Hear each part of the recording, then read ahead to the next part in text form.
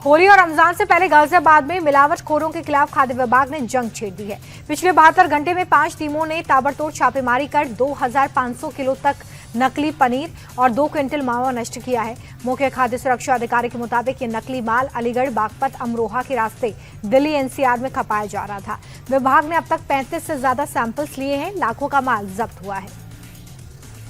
होली से पहले गौतम बुद्ध नगर प्रशासन एक्शन मोड में है। मिलावटखोरों पर नकेल कसने के लिए जिलाधिकारी के निर्देशों पर खाद्य सुरक्षा विभाग ने पूरे जिले में बड़े छापेमारी अभियान को चलाया। ग्रेटर नोएडा में 200 किलो मिलावटी पनीर मौके पर ही नष्ट हुआ, तो वहीं नोएडा के सेक्टर 45 और 93 के मशहूर मिठाई आउटलेट से खोया के नमूने जांच के लिए भेजे गए।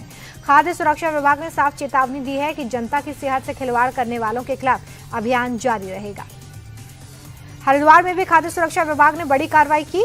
ज्वालापुर के सराय क्षेत्र में छापेमारी कर करीब 500 किलो संदिग्ध पनीर बरामद हुआ है। गुप्त सूचना के आधार पर हुई इस कार्रवाई में एक स्टोर के डीप फ्रीजर में भारी मात्रा में पनीर पकड़ा गया है। पनीर के सैंपल लेकर लैब भेजे गए। इस कार्रवाई के बाद से इलाके में डेयरी और मिठाई कारोबारियों में हड़कंप है। अमेरिका के साथ ट्रेड डील को लेकर कांग्रेस ने भोपाल में किसान महाचौपाल आयोजित किया। इसमें राहुल गांधी और कांग्रेस चीफ खड़गे शामिल हुए। राहुल गांधी ने प्रधानमंत्री मोदी पर दबाव में आकर डील साइन करने का आरोप लगाया। राहुल ने कहा कि ये डील नहीं बल्कि किसानों के दिल पर तीर है। अमेरिका से कपास खरीदेंगे तो हमारे किसानों का क्या होगा। राहुल ने आरोप लगाया है कि पीएम मोदी ने एप्स्टीन फाइल के डर से अमेरिका की बात नहीं मानी। भोपाल में राहुल की किसान चौपाल पर मुख्यमंत्री मोहन यादव ने निशाना साधा। सीएम ने कहा कि कांग्रेस शासन में एमपी के किसानों के साथ बेईमानी हुई है। हमारे शासन में किसानों के लिए कई ऐतिहासिक फैसले लिए गए।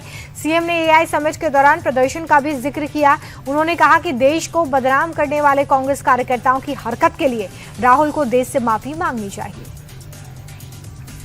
पीएमओ के सेवा तीर्थ में शिफ्ट होने के बाद पहली कैबिनेट मीटिंग हुई है। इसमें 12,000 करोड़ से ज्यादा की योजनाओं को मंजूरी दी गई।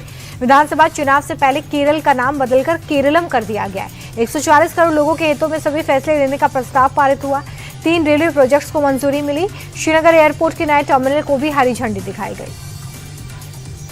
एआई समिट में हंगामे पर दिल्ली पुलिस ने सख्ती बढ़ा दी है। प्रदर्शनकारियों पर दंगे के लिए उकसाने की धाराएं जोड़ी गई। दिल्ली पुलिस के मुताबिक प्रदर्शनकारियों का जाल कई राज्यों में फैला हुआ था। कई राज्यों से प्रदर्शनकारियों को फंडिंग हुई थी। इन सब की कड़ियां जुड़ने के लिए अब इस मामले की इंटर स्टेट जांच की जाएगी। पटियाला हाउस कोर्ट ने दिल्ली पुलिस से एफआईआर की कॉपी भी मांगी है। छत्तीसगढ़ सरकार ने 1,72,000 करोड़ का बजट पेश किया है। वित्त मंत्री ओपी चौधरी ने संकल्प थीम पर छत्तीसगढ़ के विकास का रोडमैप रखा।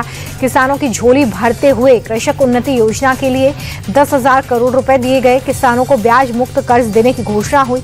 वहीं महिलाओं के लिए महतारी वंदन योजना में 8,200 करोड़ रुपए का फंड आवंटित हुआ।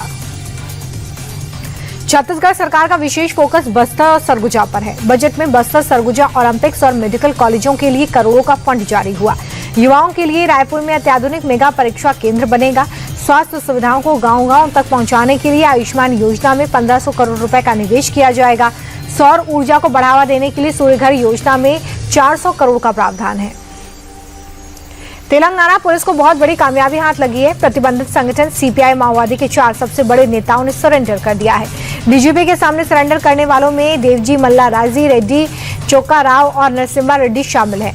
ये नेता पिछले 40 साल से अंडरग्राउंड थे। डीजीपी ने इसे माओवादी संगठन के लिए एक निर्णायक झटका बताया। अब सेंट्रल कमेटी में सिर्फ एक सक्रिय सदस्य बचा है, जिससे संगठन का ढांचा पूरी तरह से चरमरा गया है।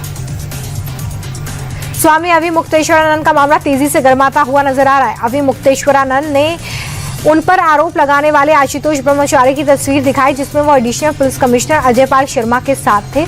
इस पर आशुतोष ब्रह्मचारी ने वीडियो बयान जारी कर सफाई दी और कहा कि जब अजय पाल शामली में पोस्टेड थे तो वो उसी जिले में रहते थे। आशुतोष ब्रह्मचारी ने दावा किया है कि तस्वीर फर्जी है और एआई से बनाई गई है। स्वामी अभी मुक्तेश्वरानंद पर लगे आरोपों को लेकर यूपी की सियासत गर्मा चुकी है। सपा प्रमुख अखिलेश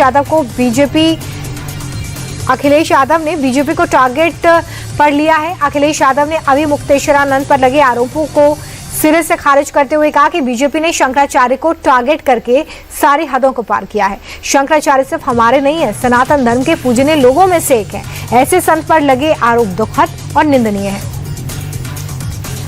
ग्रेटर नोएडा में दिनदहाड़े गोलीबारी की वारदात को अंजाम दिया गया। 3 लड़कों ने पुरानी रंजिश के चलते घर के बाहर दिनदहाड़े युवक को गोली मार दी। युवक को अस्पताल ले जाया गया, जहां पर उसकी मौत हो गई।